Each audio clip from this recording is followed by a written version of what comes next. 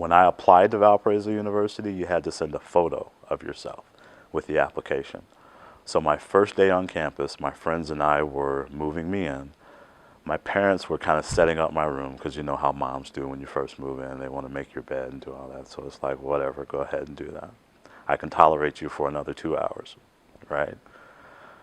My friends, I brought two friends up here with me, David and Sean, both a lot darker complexion than I was. So while mom was setting up the room and dad was helping her, we decided to just go kind of walk around and see what was here and what it was all about. When I left my dorm room, started to come downstairs, I ran into Vic Glover. Vic Glover was the first director of multicultural affairs that I knew when I first came to Valparaiso. He was actually going around to all the dorm rooms and introducing himself to the new and incoming African American students. When I came around the corner, he was coming up the stairs. He didn't have me on that list.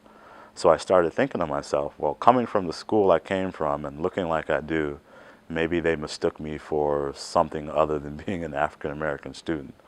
A funny story, I met this one girl on campus first week.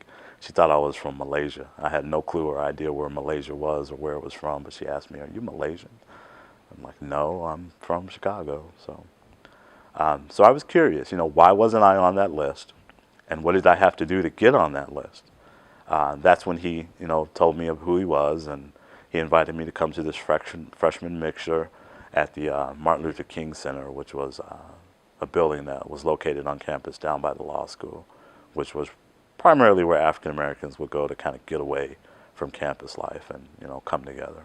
It was extremely important, and I could not fathom my time here on campus without having that place to go to. Not only did it serve as a place where we could get away, whether we wanted to have a party or, play cards or just watch a movie or something like that. It served a lot of purposes. One, it gave me my first job here on campus because the students would be used to monitor it so that we could have the building open so that someone would always be there to accommodate people coming in and out. So it was a job.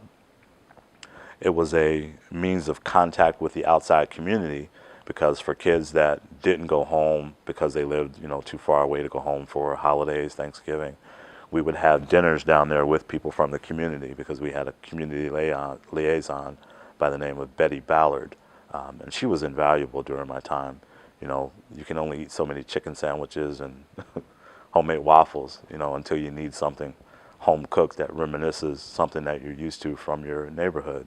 So they would always come in and bring us food, chicken, greens, typical African American food or soul food, as you would say.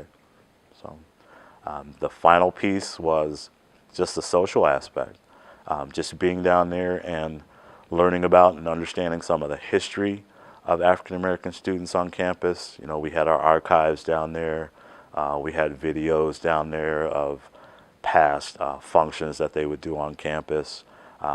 It was a place where you could go, and there were many times where I stayed there all night because I was working on some paper, and I just needed some place where I could just relax and cook something when I wanted to and not have to walk or take an elevator to get somewhere. So it was invaluable during my time here.